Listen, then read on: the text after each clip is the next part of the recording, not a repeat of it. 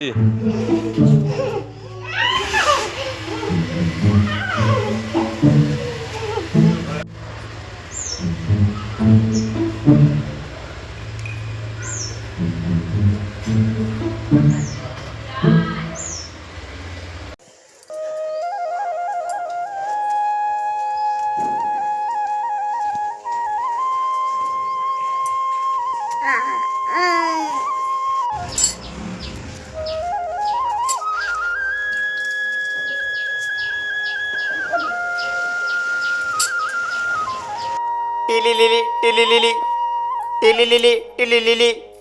শোনো, ভগবান তো নিজের মতে আসতে পারে না, তাই মা রূপ ধারণ করেছে।